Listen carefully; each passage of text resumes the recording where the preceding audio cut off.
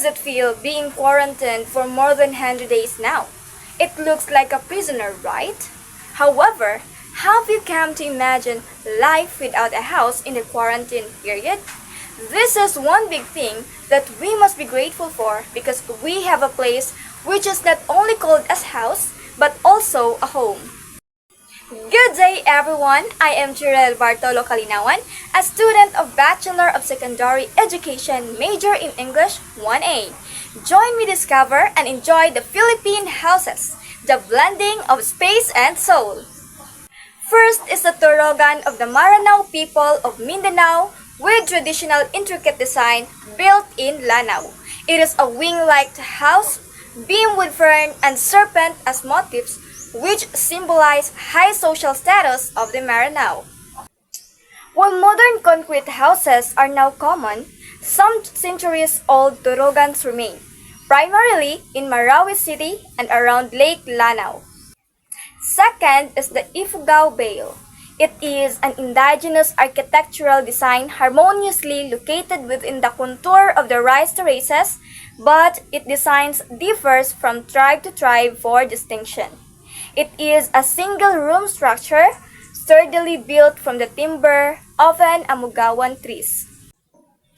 The bale is more than just a dwelling. It reflects the Ifugao's deep connection to their environment and their spiritual beliefs. Next is the Bahay Kubo. It is considered as the icon of the Philippines. It is a type of stilt houses commonly indigenous to the cultures of the Philippines. Its name varies from province to province as payag or kamali. Bahay Kubo is deeply intertwined with Filipino culture. Its portability facilitated the bayanihan spirit communal cooperation, where neighbors would help move entire houses. It's also the subject of a popular folk song. Its design continues to inspire modern architecture, blending traditional elements with contemporary styles. Fourth is the Bahay na Bato. It is literally known as the House of Stone. It is a type of simple miniature building which was popular during Spanish era. It is built upon the foundational principles of the Bahay Kubo. However, it utilizes more durable materials like stone, brick, and later, concrete for the lower level, which provided increases protection against typhoons, earthquakes, and fire. Next, we have the tree house. It is typically a pre-colonial platform or building constructed around, next to, or among the trunk or branches of durable and mature trees, while above the ground level. Let's proceed to the Tibuli house. It is akin to Nipa hut but is larger, wider, and more spacious that can accommodate several people to sleep over. Some of these are built on highland areas in southwestern Mindanao, centering on Lake Cebu. We have Ivatan House, a typical representation of an Ivatan, an indigenous people of Batanes Island.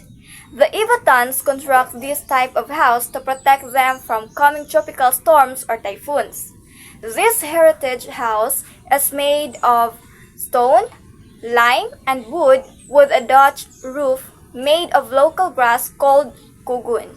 These structures are resembling houses are inspired by European hinterlands. Its durable bricks and stones are purposely built to protect against storms and cyclones. 8 is the Badjao Boat House. It is a lipa boat that serves as the humble abode of Badjao, which is especially in Sitangkay, Tawi-Tawi, and Bungaw. This type of house reflects the fishing way of life of the Badjao. 9th, a stilt houses above the sea. So from the word itself is the stilt houses which are raised on the stilts over the surface of the body of the water. They are built primarily as a protection against flooding. They also keep our vermin. So as time passes, types of house in urban areas evolve into multi-story house, townhouse, and condominiums. Next, we have the multi-story house. A building that has multiple stories and each typically contains vertical circulation in the form of ramps, stairs, and lifts. Planning a multi-story home involves several key considerations such as foundation, staircase, vertical circulation, and natural light. Now, let's proceed to the townhouse or the townhome.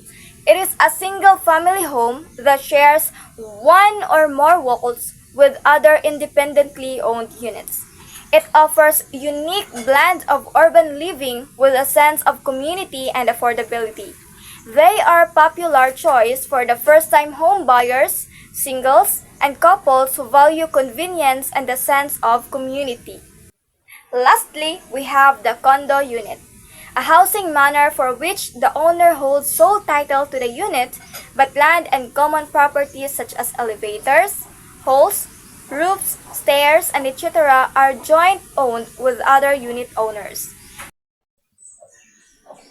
Now that we are done discovering and discussing different types of houses, we realize that our home creates a space for our living soul, a place where our soul feels comfortable first, comfortable last, and comfortable always. In fact, the artistic design of our houses does not only reflect the socio-cultural community we have, but also shelter the identity of how our soul lives to its fullest.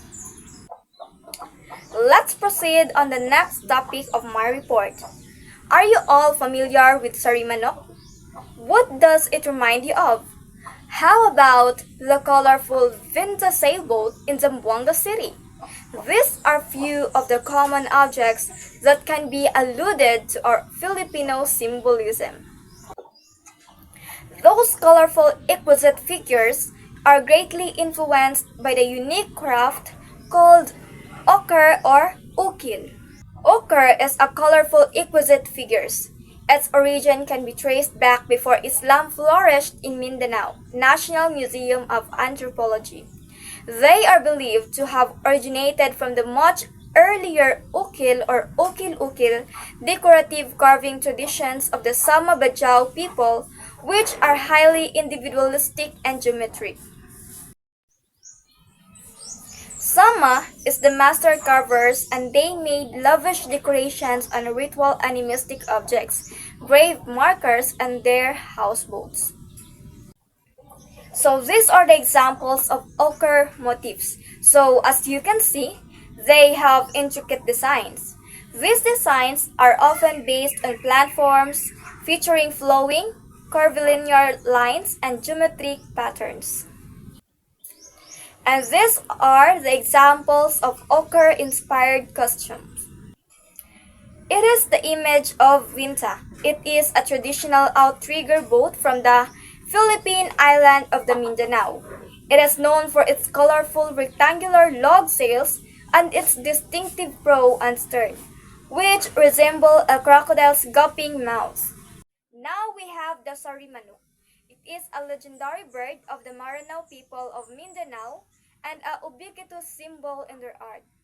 It is depicted as a fowl with colorful wings and a feathered tail, often holding a fish in its beaks or talons. The head is elaborately decorated with scroll, leaf, and spiral motifs.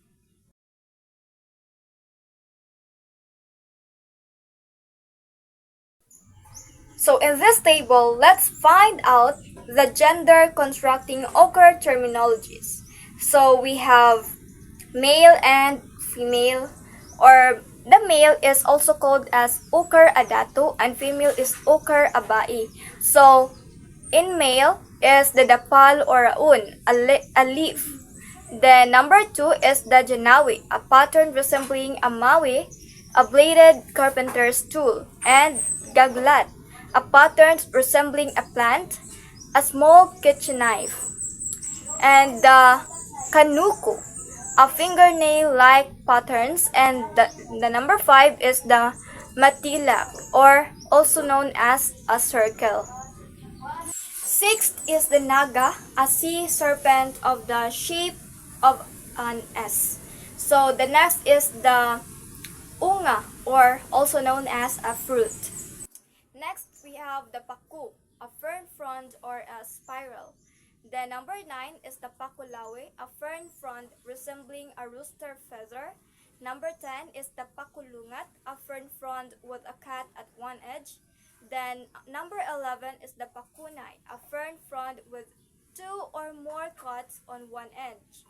And the number 12 is the puwas, a betel nut seed. And number 13 is the puchok, a bud. And the number 14 is the turi, or also known as a flower. Let's proceed on the female or Okir abai terminologies. We have the ulan-ulan. It means a circle or moon. Then the second is the biangun or a rectangle. Number 3 is the pialang, a square. Number 4 is the katimbuang. It means diamond. So that's all, and I would like to thank you for watching and listening. I hope you learned something today. Again, thank you and God bless.